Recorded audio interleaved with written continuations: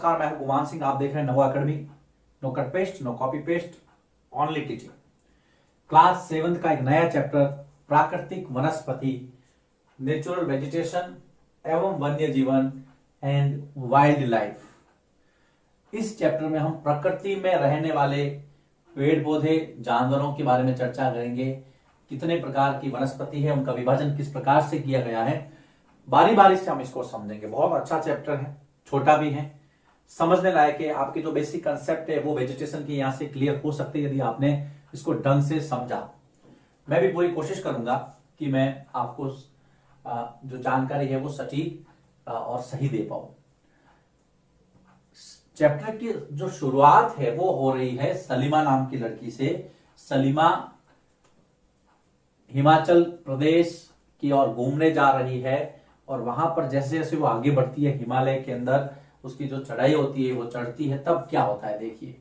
तो हम शुरुआत जैसे आप चैप्टर बताया गया है वैसे ही करते हैं। सलीमा घूमने जा रही है मनाली, और मनाली कहां है बेटा? हिमाचल प्रदेश में। चित्र में आपको हिमाचल प्रदेश दिख रहा है। भारत का एक राज्य है, उत्तरी राज्य है, जिसकी सीमाएं उत्तराखंड और कश्मीर से लगती हैं।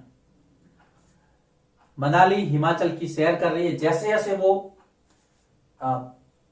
हिमालय की तलहटी से ऊपर की ओर चलती है, हिमालय पर्वतमाला, आप जो दक्षिण हिमालय है जिसको आप हिमाचल कहते हैं, आपने 6 में पढ़ा है, वहां से जब वो ऊपर की तरफ जाती है तब देखिए जो पहले जो उनको पेड़ थे वो थे साल और सागवान के। साल और सागवान के जो पेड़ थे, अब वो पेड़ धीरे धीरे गायब हो रहे हैं और उसको नए पेड़ शंकु आकार के या शंक्वाकार पेड़ नजर आ रहे हैं। बिल्कुल इस तरह से, ऐसी जिनकी बनावट होती है, और इनके ऊपर शंक्वाकार पेड़ों के ऊपर ही उनको रोडोडेंड्रॉन के फूल भी नजर आ रहे हैं। तो यहां पर देखिए एक कंसेप्ट आपको बताने का प्रयास किया जा रहा है कि वनस्पति जो है वो बदल रही है। वनस्पति में बदलाव है। वनस्पति सभी जगह एक जैसी नहीं है। अब क्यों नहीं है, इसको भूमिका के रूप में लिया गया है कि भाई सलीमा जब ग्राउंड पे थी तब फिर माउंटेन में जाती है, हिमालय के ऊपर चढ़ने लगती है, तब उसको जो है वो धीरे धीरे साल सागवान से लगा करके शंकु आकार के पेड़, और उसमें भी रोडोडेंड्रॉन जैसे फूल उसको नजर आते हैं लाल रंग के, है ना। और उससे ऊपर जाती है वो, इसके और ऊपर जाती है रोहतांग दर्रा। रोहतांग दर्रा हिमाचल में है। अब देखो दर्रा क्या होता है। दर्रा जिसको आप पास कहते हैं, दर्रा क्या होता है? दो पर्वतों के बीच में या पहाड़ियों के बीच में, दो पर्वतों के मध्य आवागमन का संकरा मार्ग, याद रखना आने जाने के लिए। दो पर्वतों के मध्य आवागमन का जो संकरा मार्ग होता है उसको दर्रा कहते हैं। भारत में ऐसे उत्तर में या हिमालय क्षेत्र में बहुत सारे दर्रे हैं, है ना, और दर्रा का जो सिंबल होता है वो ऐसे दर्शा सकते हैं, इस तरह से। ठीक है, मैप में आपको स्पष्ट नजर आ रहा है हिमाचल और जो रोहतांग दर्रा है वो। तो यहां पर ये फैक्ट आपको पता करना है कि जो रोहतांग दर्रा की लोकेशन क्या है। जब वो सलीमा यहां तक जाती है तो उसको छोटी छोटी घास और बर्फ नजर आती है। छोटी छोटी घास और बर्फ, ये भी ध्यान रखना। तो देखिए वहां पर वनस्पति नहीं है क्योंकि वहां बर्फ है, तो छोटी छोटी घास नजर आती है उसको और बर्फ नजर आती है। जैसे जैसे वो ऊपर की तरफ जाते हैं तो ये सारे परिवर्तन होते हैं। जमीन पे साल के पेड़ थे, सागवान के थे, जैसे ऊपर गए तो शंकु आकार के पेड़ नजर आए। शंकु आकार के पेड़ों से ऊपर गए वो, शंकु आकार के पास में रोडोडेंड्रॉन के फूल नजर आए उनको। उसके बाद में और दर्रे की तरफ जब बढ़े तो छोटी छोटी घास और बर्फ नजर आई। दर्रा क्या होता है? दो पर्वतों के बीच में से, जैसे मान लीजिए दो पर्वत है, तो यहां पर ये है ना, ये दर्रा है। इसको आपको समझना है। इसको आप क्या कहेंगे? ये दर्रा है, ये दर्रा। तो यहां पर जिस दर्रे की बात हुई है उस दर्रे का नाम है रोहतांग दर्रा। आप अगर सर्च करेंगे तो आपको बहुत सारे दर्रे मिल जाएंगे, है ना। जैसे शिपकीला दर्रा है, टंगलंगला है ना, लिपुलेख है, माना है, नीति है, अलग अलग नाम है दर्रों के, बहुत सारे लोकेशंस हैं। अब फिलहाल हम रोहतांग दर्रा आपके सिलेबस में आया, इसलिए इसके ऊपर थोड़ी सी चर्चा की हमने। इसके अलावा अब हमने देखा वनस्पति में अलग अलग प्रकार जो है वो क्यों होते हैं। जैसे जैसे ऊंचाई में परिवर्तन हुआ वैसे वैसे क्या बदला, जलवायु, क्लाइमेट चेंज हुआ, और प्राकृतिक वनस्पति में भी बदलाव नजर आया आपको। देखिए, जब ऊंचाई में परिवर्तन होगा, याद रखना आप, जब ऊंचाई में परिवर्तन होगा तो उसके साथ में क्या बदलेगी बेटा, जलवायु में भी परिवर्तन होगा। जब ऊंचाई में परिवर्तन होगा तो जलवायु में भी परिवर्तन होगा। जब जलवायु में परिवर्तन होगा तो प्राकृतिक वनस्पति में भी बदलाव होगा। प्राकृतिक वनस्पति में भी बदलाव होगा।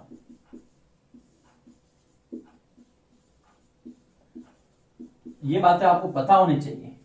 इसीलिए तो यहां पे देखिए चेंजेज है, अलग अलग प्रकार की वनस्पति आपको मिल रही है, नजर आए। ऊंचाई में परिवर्तन तो जलवायु में परिवर्तन, जलवायु में परिवर्तन तो प्राकृतिक वनस्पति भी अलग अलग तरह की होगी। कई बार पूछ लेते हैं अलग अलग प्रकार की वनस्पति क्यों पाई जाती है, तो आपको पता करना है कि जहां ऊंचाई में परिवर्तन होगा वहां जलवायु परिवर्तित होगी, और जलवायु के बाद में जो है जो प्राकृतिक वनस्पति है उसके अंदर चेंजेस आएंगे।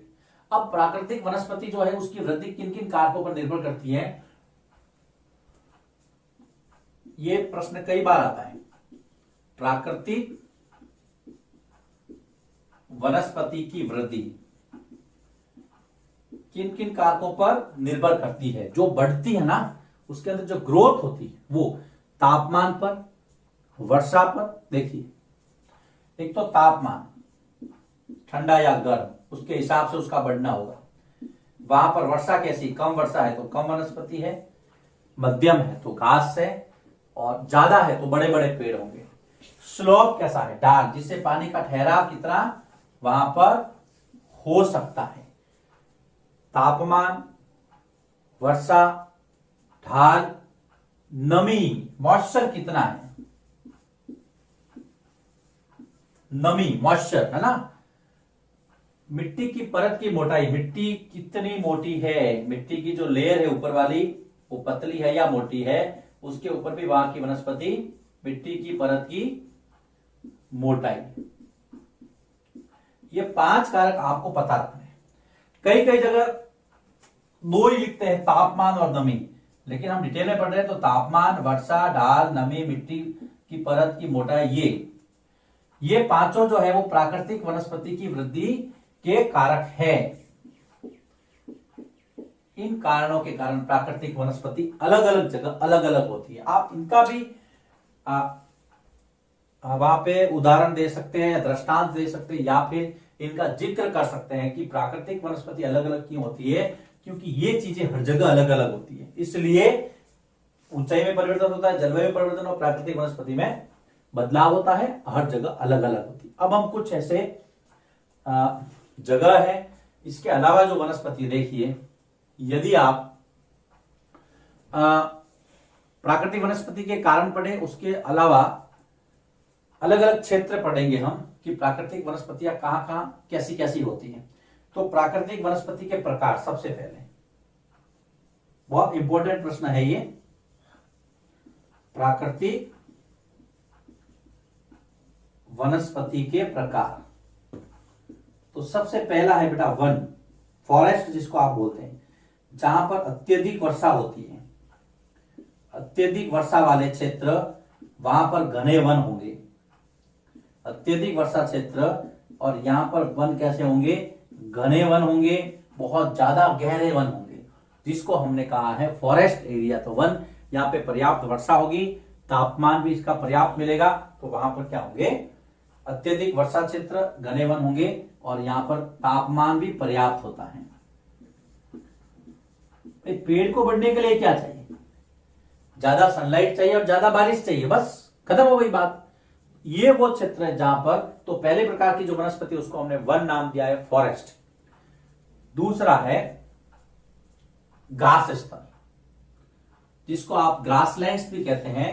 मध्यम वर्षा वाले क्षेत्रों में घास स्थल होते हैं, घास स्थल। मध्यम वर्षा क्षेत्र, मध्यम वर्षा वाले स्थान, वहां पे क्या होंगे, घास स्थल होंगे, घास होगी। घास छोटी भी हो सकती है, बड़ी भी हो सकती है। कई बार घास जो है वो 3 से 4 मीटर की लंबी भी हो सकती है, जैसे प्रेरी वगैरह है। हम कभी अगर जिक्र आएगा तो उसमें हम चर्चा करेंगे। पहले वो चैप्टर था, शायद इस बार हटा दिया इन्होंने।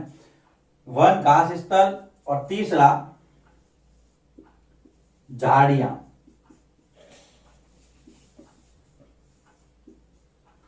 झाड़ियां वहां पे होगी जहां पे वर्षा बिल्कुल ही कम होगी। न्यून वर्षा वाले या न्यूनतम, कम से कम वर्षा, न्यूनतम वर्षा वाले कैसे स्थान, शुष्क अर्थात सूखे स्थान, वहां पर क्या होगी, कंटीली झाड़ियां होगी। राजस्थान, पश्चिमी राजस्थान का जो क्षेत्र है उसके अंदर हम देख सकते हैं। तो देखो बेटा, यहां पर हमने क्या देखा, प्रश्न आता है सीधा सीधा, प्राकृतिक वनस्पति के कितने प्रकार हैं? पहला वन, दूसरा घास स्तर, और तीसरा झाड़ियां। ये 3 नाम आपको लिखने हैं। उसके आगे इसका जो डिस्क्रिप्शन है वो याद रखना है कि जहां पे ज्यादा वर्षा होगी वहां वन है, मध्यम प्रकार की मीडियम रेंज की जो रेनफॉल है वहां पे घास स्तर, ग्रासलैंड्स है। तीसरे प्रकार जो शब्द इसको बोलते हैं आप झाड़ियां, वो है मिनिमम रेनफॉल, जहां पर न्यूनतम वर्षा होगी। इसके अलावा ये तो 3 प्रकार आपको लिखे। प्राकृतिक वनस्पति के कितने प्रकार है, गांठ बांध लेना, 3 प्रकार। इसके अलावा जब सलीमा के पिताजी ने उसको बताया कि और भी जब हम उपध्रुवीय क्षेत्रों में जाते हैं, उपध्रुवीय क्या होते हैं मैं बताऊंगा आपको, लेकिन अभी हम देखिए कुछ हम बात करते हैं उपध्रुवीय क्षेत्रों में। अगर आप उपध्रुवीय क्षेत्रों में देखेंगे तो वहां पर आपको शंकुधारी पेड़ नजर आएंगे। शंकुधारी वन इस प्रकार के, तिकों नहीं, शंकुधारी। जब हम शंकुधारी पेड़ पढ़ेंगे ना तब इसके बारे में चर्चा करेंगे, अभी आपको लिस्ट बनानी है। उपध्रुवीय क्षेत्रों में शंकुधारी पेड़ आपको नजर आएंगे। रेगिस्तान के अंदर कांटेदार झाड़ियां होगी, जिसके हमने श्रब्स पढ़े हैं ना, तीसरे प्रकार की। रेगिस्तान में आपको क्या मिलेगी, कांटेदार झाड़ियां, कांटेदार झाड़ियां। और तीसरा जो है इसके अंदर ही उपध्रुवीय शंकुधारी पेड़, रेगिस्तान के अंदर कांटेदार झाड़ियां। तीसरा नम प्रदेश, आर्द्र या गीला जहां बारिश ज्यादा होती है, आर्द्र प्रदेश। आर्द्र प्रदेश में आपको घने वन मिलेंगे, घने उष्ण कटिबंधीय दृढ़ काष्ठ वन भी कह सकते हैं इसको हम। घने उष्ण कटिबंधीय ये क्षेत्र है, हम पढ़ेंगे आगे, अभी आप टेंशन मत लीजिए। उष्ण कटिबंधीय, दृढ़, दृढ़ मतलब कठोर, काष्ठ मतलब लकड़ी, वन मतलब पेड़, है ना, इस प्रकार से। तो देखो, प्राकृतिक वनस्पति के प्रकार तो ये 3 ही लिखना है। इसके अलावा आप ये भी लिस्ट बना सकते हैं कि उपध्रुवीय क्षेत्रों के अंदर शंकुधारी पेड़, रेगिस्तान में कांटेदार झाड़ियां, और जो आर्द्र प्रदेश है उष्ण कटिबंधीय घने दृढ़ काष्ठ वन, ये भी पाए जाते हैं। ये आपको पता रखना है।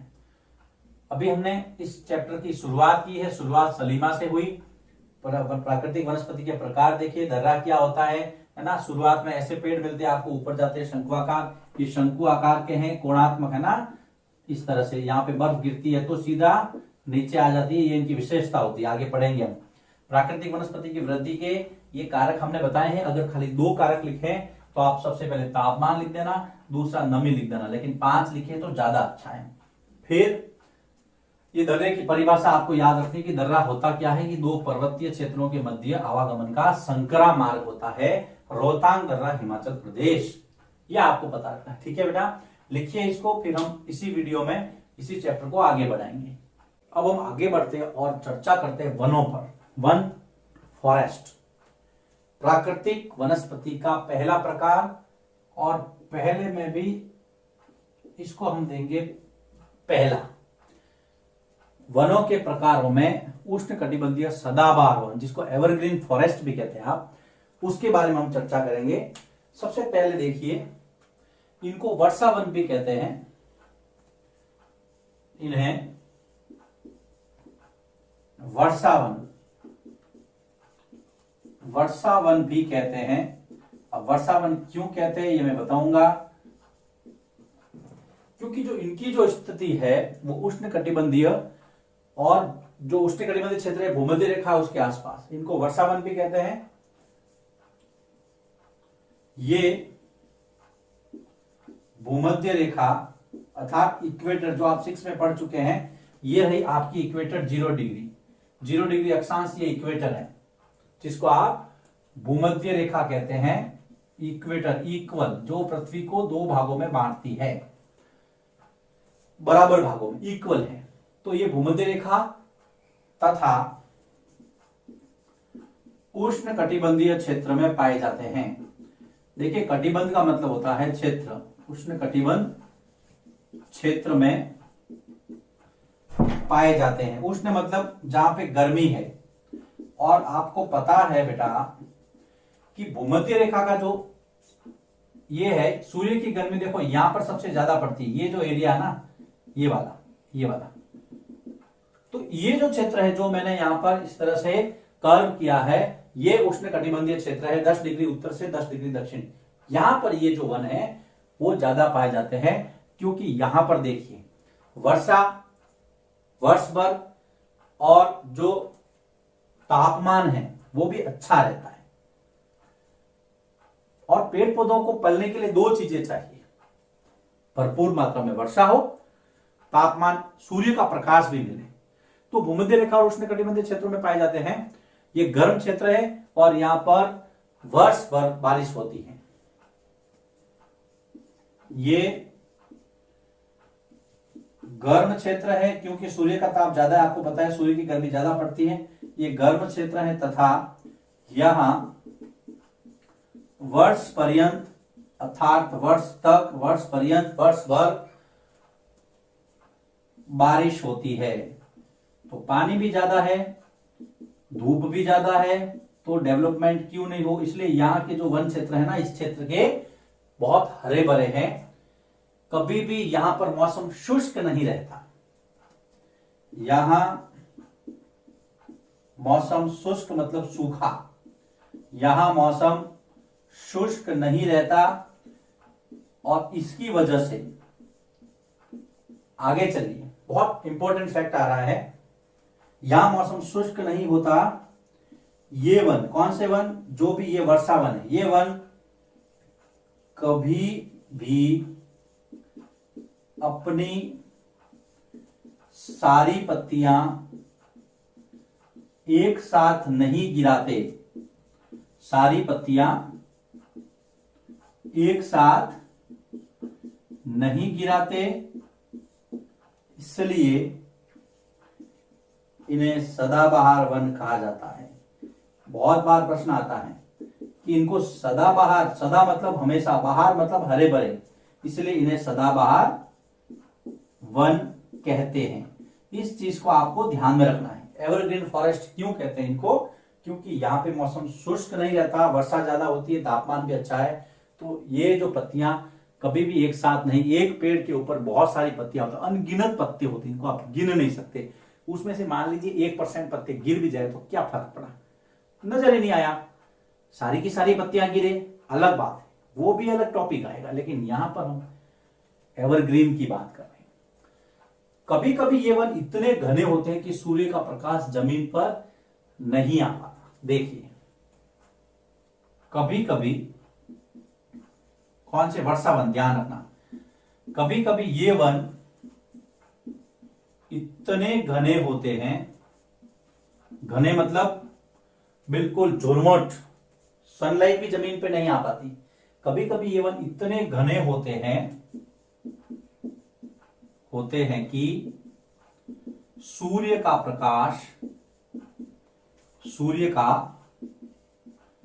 प्रकाश भी जमीन पर नहीं आ पाता। ये आप ध्यान में रखेंगे। आगे चलते हैं, हम पढ़ रहे हैं सदाबहार वन, उष्ण कटिबंधीय सदाबहार वन। याद रखना, बहुत अच्छा टॉपिक है, एग्जाम में आता है, जगह बनाता है। कुछ एग्जाम्पल ले लेते हैं।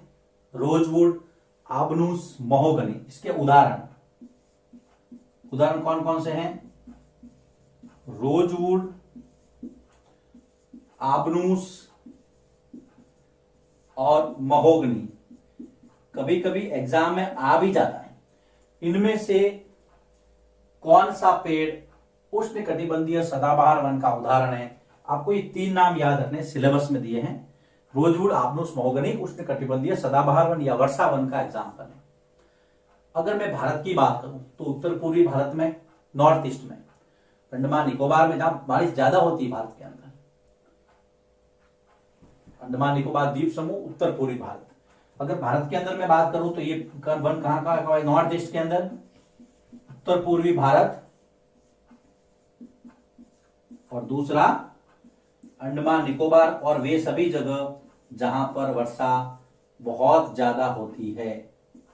अंडमान निकोबार द्वीप समूह, यहां पर इस प्रकार की वनस्पति पाई जाती है। अब देखिए, अब यहां पर 2 एग्जाम्पल दिए हैं आपके। एक तो दिया है कि ब्राजील के जो उष्ण कटिबंधीय सदाबहार वन हैं वो इतने घने हैं, इतने विशाल है, इनको पृथ्वी के फेफड़े कहा जाता है, लंग्स ऑफ अर्थ।